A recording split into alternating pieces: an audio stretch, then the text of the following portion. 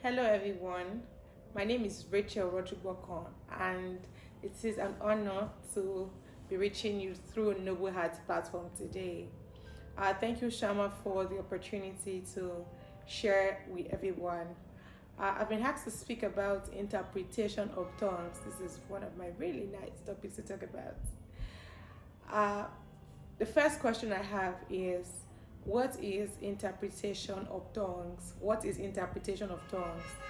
Interpretation of tongues is a supernatural ability to decode, to unravel, to explain what has been said by another person or the same person in other languages. If you'd read 1 Corinthians chapter 12, that's a passage about gift of the Spirit. You'd realize, you see a list of the different gifts of the Spirit listed there.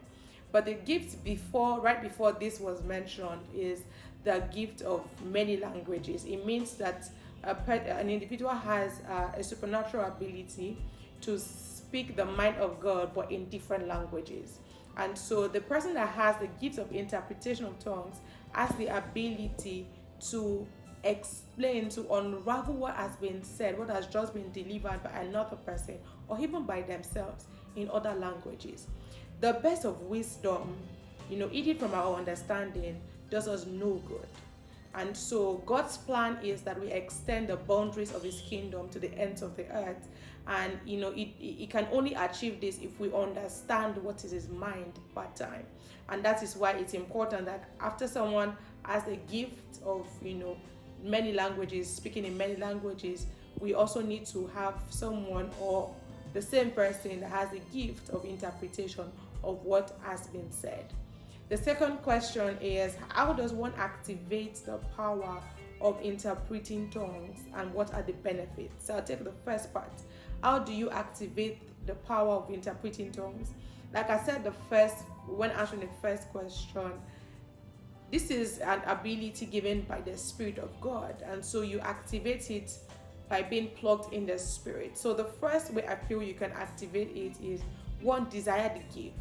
So we are in a gathering and someone keeps speaking in other languages we don't understand. It's of no benefit to us. So it's you approaching God saying, Father God, I desire the gift of interpretation of tongues, that your people may have understanding of what you're saying to them part time. And then after the desire, you position yourself.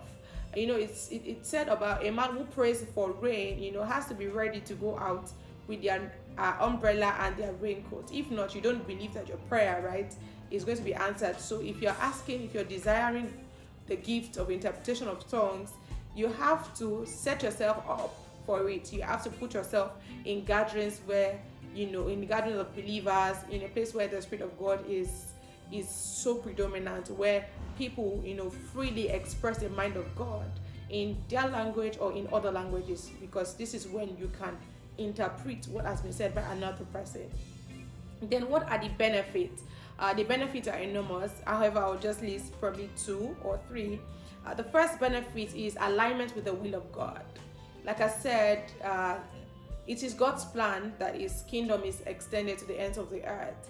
And we cannot do this until we partner, until we align with his will.